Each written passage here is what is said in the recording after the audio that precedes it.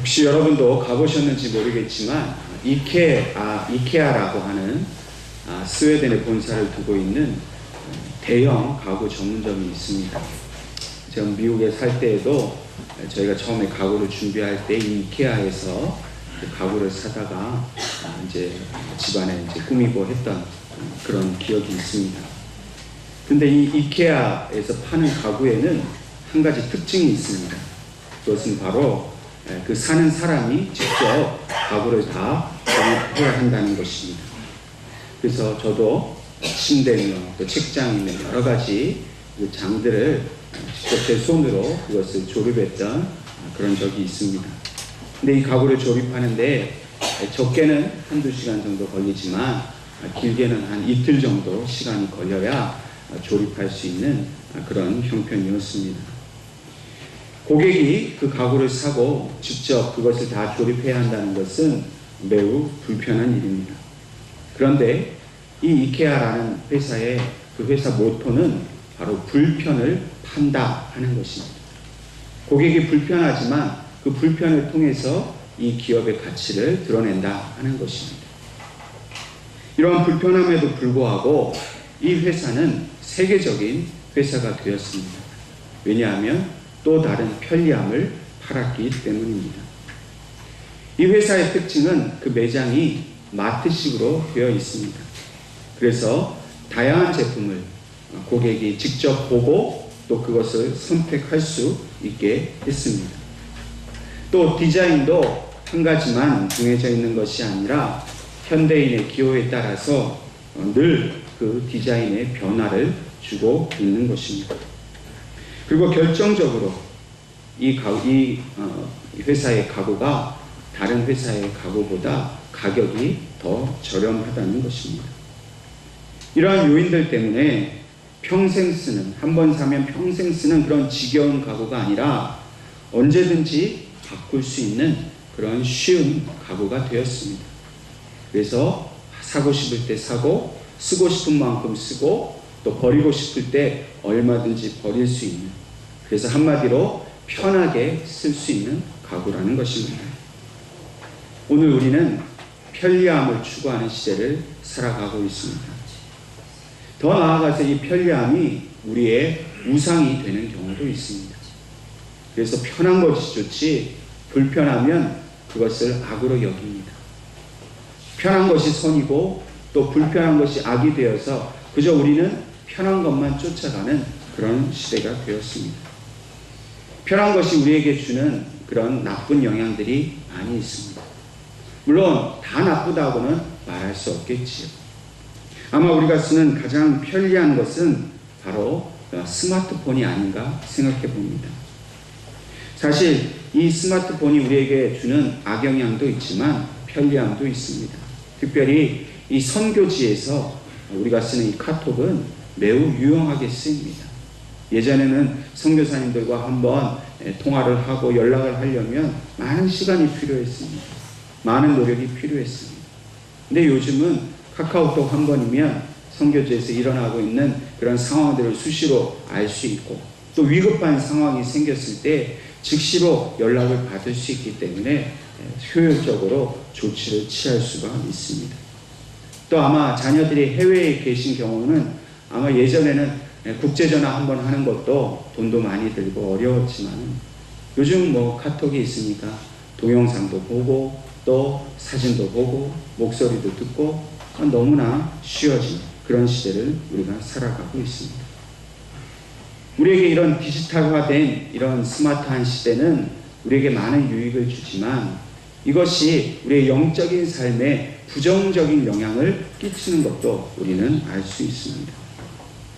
우리의 사고방식이 점점 디지털화되고 스마트화되어지는 것이 문제입니다.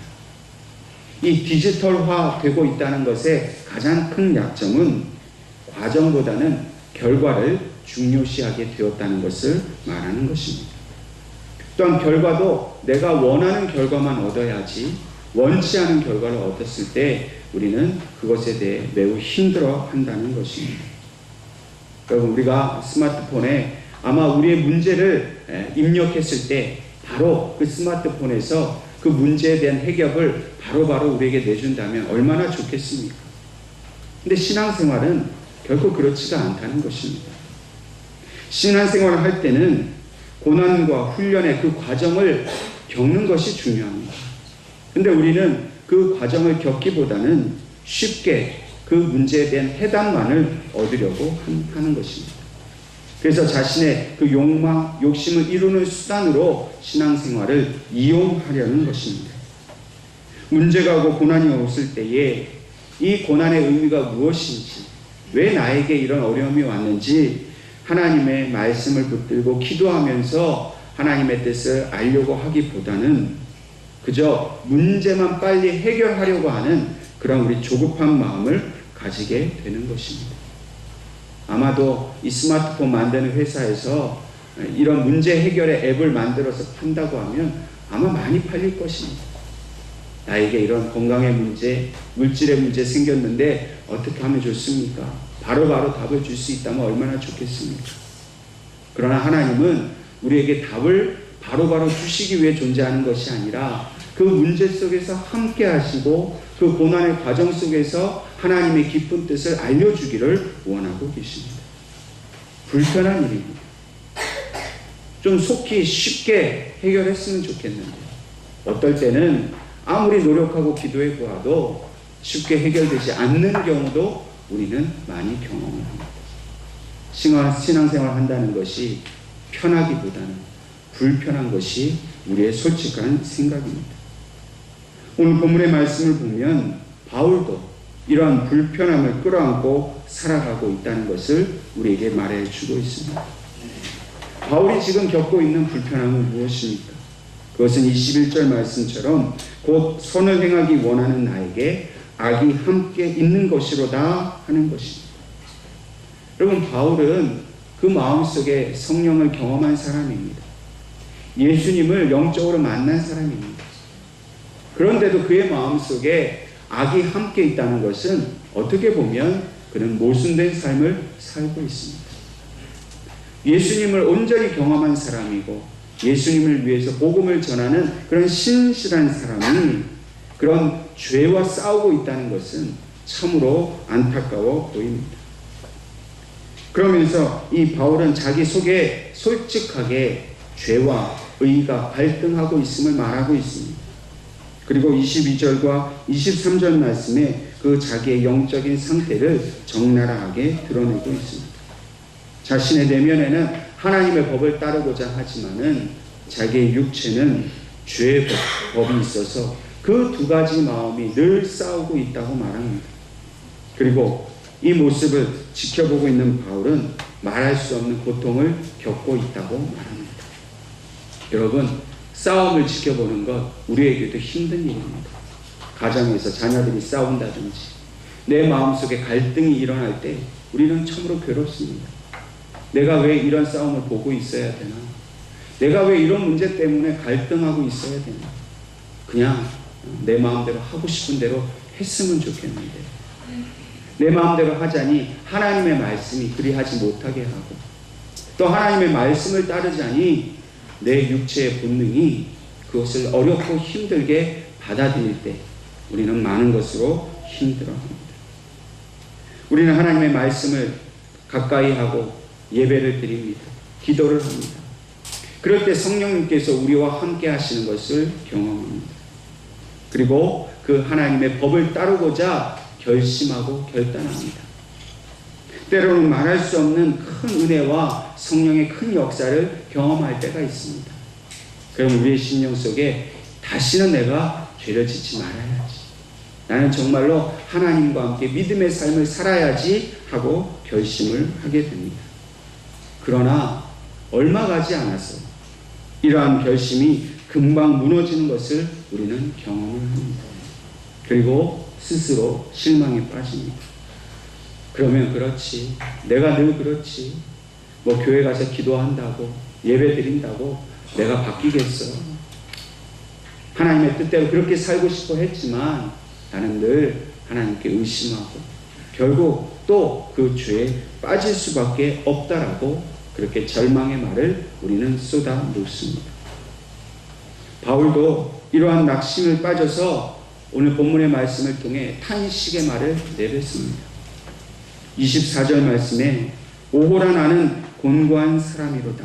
이 사망의 몸에서 누가 나를 건져내랴. 오늘 우리가 하고 있는 절망의 탄식과 바울은 똑같습니다. 근데 참으로 이해가 되지 않습니다. 왜 바울이 이러한 탄식을 합니까? 하나님과 늘 동행하는 사람이고 예수님의 그 큰 사명을 받은 사람인데 왜 이 사람이 이렇게 탄식을 할 수 있느냐 하는 것입니다. 이 탄식의 내용을 다시 한번 살펴보기를 원합니다. 바울은 스스로를 곤고한 사람이라고 말하고 있습니다. 이 곤고한 사람이란 말을 영어로 번역해 보면 miserable man이라고 번역합니다. 다시 말해서 나는 불쌍한 사람, 비참한 사람이라 이렇게 말을 합니다.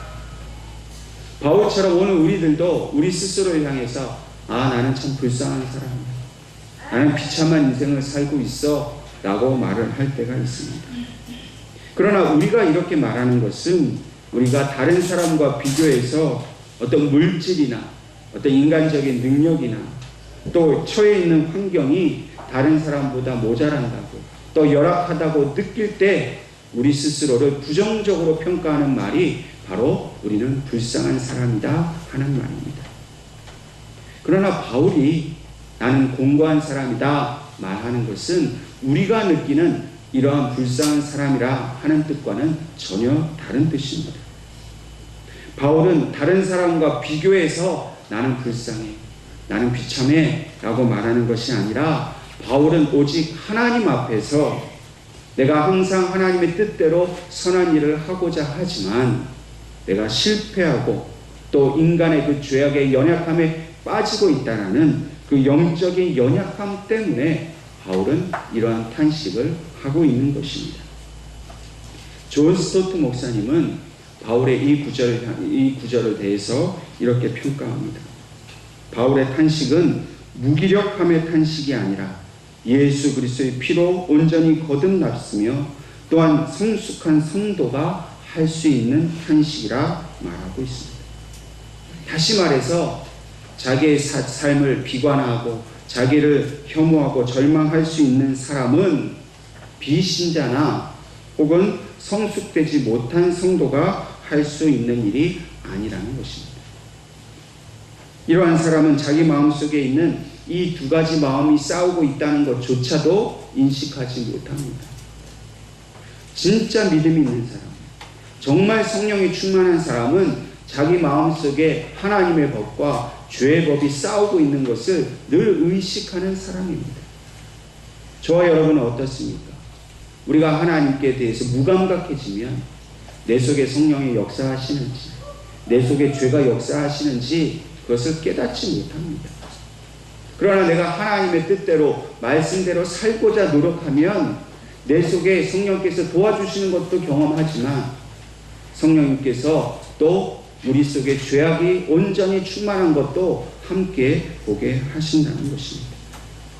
우리 안에 선한 마음을 가르쳐 주시는 분은 바로 성령 하나님이십니다. 우리가 성령 충만하면 우리가 죄를 짓지 않는 완전한 의인이 된다고 우리는 착각을 합니다. 그러나 그렇지 않다는 것입니다. 은혜를 체험하면 할수록 성령님과 깊이 교제하면 할수록 우리 속에는 죄의 모습도 분명하게 보여진다는 것입니다. 그리고 우리는 그것 때문에 날마다 절망하고 탄식하게 된다는 것입니다. 이것이 얼마나 우리를 불편하게 하는 길입니까? 얼마나 우리를 힘들게 하는 일입니까? 하나님을 믿었다면 죄 짓지 말고 그저 의롭게만 살았으면 좋겠는데 그렇게 살고 싶은 마음이 있는데 항상 우리는 죄에 걸려 또 우리의 습관과 우리의 오래된 그런 죄악에 걸려 넘어질 때 우리는 절망한다는 것입니다.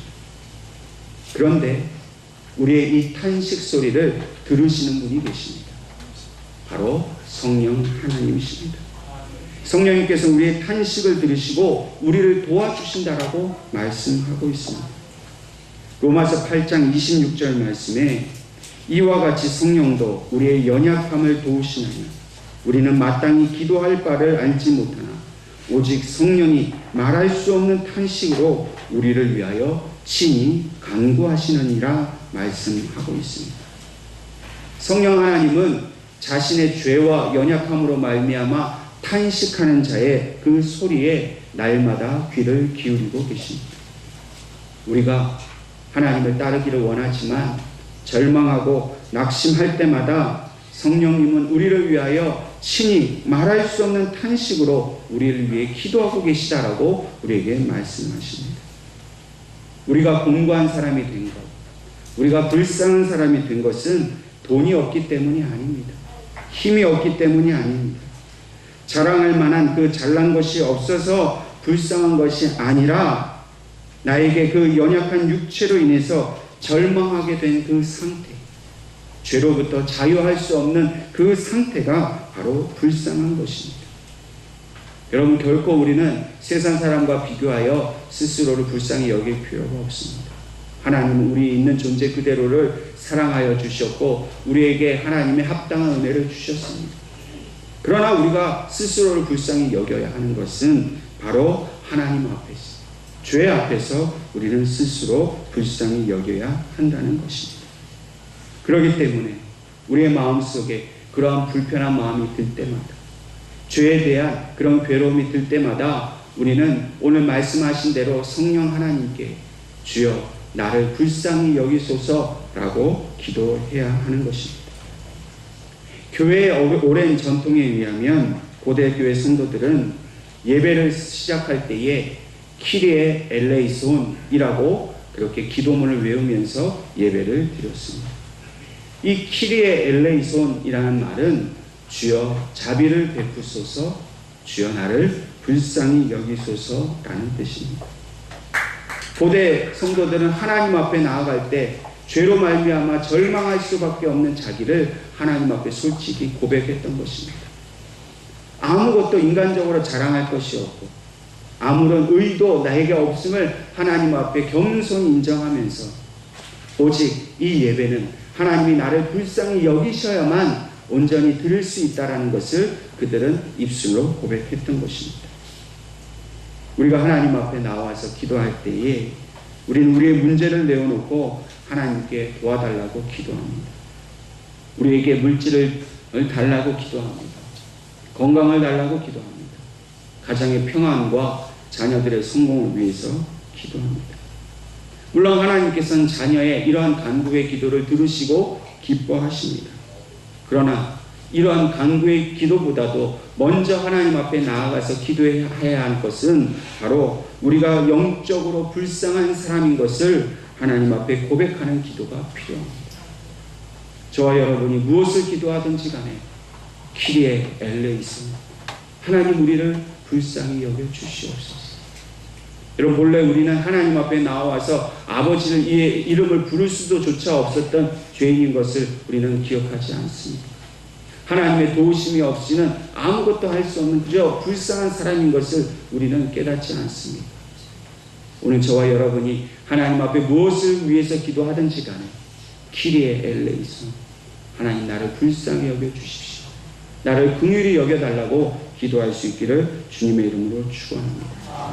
하나님은 불쌍한 사람을 도와주십니다. 자신의 죄로 말미암아 도저히 가까이 하나님 앞에 나아갈 수 없는 자를 하나님은 도우시는 분입니다. 우리를 도와주시기 위해서 우리의 힘으로는 하나님 앞에 나아갈 수 없음을 아시고 바로 예수 그리스도를 우리에게 보내어 주셨습니다. 사도 바울은 이 사실을 깨달았기 때문에 오늘 25절 말씀에 우리 주 예수 그리스도로 말미암아 하나님께 감사하리로다 말하고 있습니다. 이 말은 지금 자신이 가지고 있는 이 사망의 몸에서 누가 나를 건져내랴 했던 이 탄식에 대한 온전한 해답이 바로 예수 그리스도께 있음을 그가 고백하고 있는 것입니다. 사도 바울은 자기가 지금 매여 있는 이 사망의 몸에서 구원받을 수 있는 길은 오직 예수 그리스도밖에 없다라는 사실을 우리에게 말해주고 있습니다. 여러분, 오늘 저와 여러분이 처해 있는 이 영적인 그런 죄에 매여 있는 상황을 이길 수 있는 것은 무엇입니까? 우리의 힘, 노력, 우리의 의로는 결코 이 죄로부터 우리는 자유할 수 없습니다. 구원받을 수 없습니다. 우리는 그 사실을 믿기 때문에 오늘 이 예배를 통해서 오직 예수 그리스도께 우리의 죄를 내어놓고 우리에게 구원을 하나님 앞에 간구하는 줄로 믿습니다. 그러므로 오늘 우리는 우리 내면에 있는 이 영적인 불편함을 인정하고 받아들여야 합니다. 왜 교회에 와서 좀 좋은 얘기, 축복의 얘기 해주지 않고 맨날 죄의 얘기를 하는가? 우리는 때로 그렇게 생각합니다. 그러나 우리는 죄 때문에 한없이 하나님 앞에 불쌍한 존재라는 것을 인정하지 않고 그저 하나님이 주시는 축복에만 목매어 산다고 하면 이 땅 위에서는 우리가 부귀 영화를 누릴 수 있을지 모르지만 저 천국에서는 아무런 영생의 열매 구원받을 수 없음을 우리는 깨달아야 할 것입니다. 오늘 여러분들 속에 있는 죄와의 그 갈등을 받아들이십시오. 겸손히 인정하십시오. 그리고 내 속에 있는 이 죄와의 싸움을 통해서 내가 더 큰 영적 성정을 이루어갈 수 있기를 하나님 앞에 기도할 수 있기를 바랍니다. 이러한 불편함의 문제를 해결하기 위해서 제이콥 알마니우스라는 사람은 인간의 자유의지를 강조하면서 완전주의를 강조했습니다. 이 완전주의라는 것은 인간의 선한 노력과 자유의지로 자신의 죄를 이길 수 있다라는 생각입니다.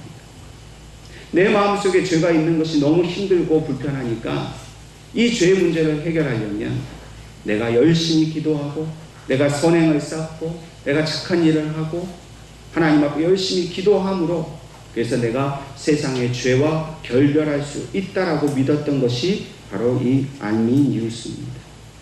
물론 어느 정도 우리가 열심으로 기도하고 깊이 하나님의 말씀을 묵상하면서 자기 자신을 수양할 수 있습니다. 그래서 더 이상 죄 말도 하지 않고 죄 습관도 따라가지 않고 좀 더 보다 더 나은 성화된 삶, 예수님을 닮아가는 삶을 살아갈 수는 있습니다. 그러나 결국 완전히 죄로부터 자유할 수 있는 인간의 힘은 없습니다. 아무리 우리가 노력해도 주님께서 이루신 그 십자가에서 이루신 그 죄의 용서를 인간의 힘으로 이룰 수 있는 사람은 아무도 없습니다. 이러한 알마니우스의 생각과 반대로 종교개혁가 깔도는 우리의 자유의지로서 우리가 구원받는 것이 아니라 오직 하나님의 은혜로만 우리는 죄의 용서를 받을 수 있고 구원받을 수 있다라고 말하였습니다. 그래서 깔뱅은 말하기를 우리는 하나님 앞에서 전적으로 타락한 존재라고 말합니다. 우리가 아무리 선행을 쌓고 아무리 착한 일을 해도 우리는 하나님 앞에 완전히 타락한 존재입니다. 이 말은 곧 우리를 구원하신 하나님의 그 전적인 은혜 때문에 예수 그리스도의 그 십자가를 통해서만 우리는 죄사함을 받고 구원을 받을 수 있다는 것을 말하고 있습니다. 오늘 우리가 가지고 있는 이 불편함을 해소할 수 있는 유일한 길은 오직 십자가를 통해서만 해결할 수 있음을 믿으시기를 바랍니다. 우리가 죄로부터 자유할 수 있는 것은 예수 그리스도를 통해서만 가능한 일입니다. 우리가 믿음을 가지고 예수님을 따라간다는 것은 단순히 인격적인 삶만을 배운다는 것이 아니라 바로 이 죄의 문제를 해결받음으로 우리가 이 땅 위에서 구원받을 소망을 가지고 살아가게 하신다는 것입니다. 바울은 이 사실을 깨달았기 때문에 오늘 본문 말씀이 이 로마서 7장 25절 다음에 바로 이어지는 8장 1절과 2절 말씀에 이렇게 고백하고 있습니다. 그러므로 이제 그리스도 예수 안에 있는 자에게는 결코 정죄함이 없나니 이는 그리스도 예수 안에 있는 생명의 성령의 법이 죄와 사망의 법에서 너를 해방하였음이니라. 여러분, 우리가 이 땅 위에 육신에 매여 사는 동안에는 죄와 사망의 법에 매여서 살아갈 수밖에 없습니다. 여러분, 법은 어길 수가 없습니다. 법이 한번 정해놓은 것은 따라갈 수밖에 없습니다. 우리가 그리스도를 믿는 믿음 안에 있지 않으면 결국 죄와 사망의 법을 따라가다가 영원한 죽음에 빠질 수밖에 없습니다. 그런데 그 죄를 깨닫고 예수 그리스도 앞에 나아가는 자는 그 그리스도 안에서 생명의 성령의 법이 우리를 모든 죄로부터 해방했다는 겁니다. 여러분, 이제부터 우리는 생명의 성령의 법을 따라가야 합니다. 여전히 우리 가운데 죄가 있고 여전히 그 죄로 말미암아 우리가 불편하고 힘들지만 우리를 자유케 하시는 예수 그리스도의 그 사랑과 그 생명의 성령의 법을 따라갈 때에 저와 여러분은 이 땅 위에서 모든 죄를 이기고 승리하게 될 줄로 믿습니다. 영국의 아프리카에 파송된 최초의 선교사인 리빙스턴이라는 선교사가 계셨습니다. 아프리카 그 오지에 들어가서 복음을 전하고 선교를 하는 그 귀한 일을 한다는 소식을 듣고 영국에 살고 있던 이 선교사님의 지인들이 이 리빙스턴에게 편지를 보냈습니다. 당신이 지금 선교하고 있는 그곳에 우리가 한번 가기를 원합니다. 그러니 그곳에 쉽게 당도할 수 있는 길을 알려주십시오. 이 편지를 읽은 리빙스턴 선교사님이 자신의 친구들에게 다시 답장을 보내서 이렇게 말을 했습니다. 편한 길을 찾아서 이곳에 오겠다면 차라리 오지 않는 것이 좋겠네요. 아무리 험한 길이라도 영혼을 건지고자 하는 마음으로 이곳에 왔으면 좋겠네요. 여러분, 우리가 가는 믿음의 길은 편한 길이 아닙니다. 편한 길을 얻기 위해서 예수를 믿는다면 그것은 우리가 예수 믿는 것을 오해하는 일입니다. 예수님을 따라가는 것, 영생의 소망을 얻고 구원을 얻는 길은 불편하고 어려운 일입니다. 내 속에 있는 죄와 날마다 싸워야 되는 일입니다. 근데 이 싸움은 나의 싸움이 아니라 성령님께서 대신 싸워주시겠다라고 말씀하십니다. 여러분, 우리의 죄가 깊어지면 깊어질수록 그 죄로 인하여 괴로워지면 괴로워질수록 더욱더 주님의 십자가 앞에 나아갈 수 있기를 바랍니다. 성령님께서 여러분들 도와주셔서 이 모든 불편함, 죄를 이기게 하시어 우리 주님과 함께 영원토록 영생의 삶을, 그 평안의 삶을 살아가게 하실 줄로 믿습니다. 기도하겠습니다.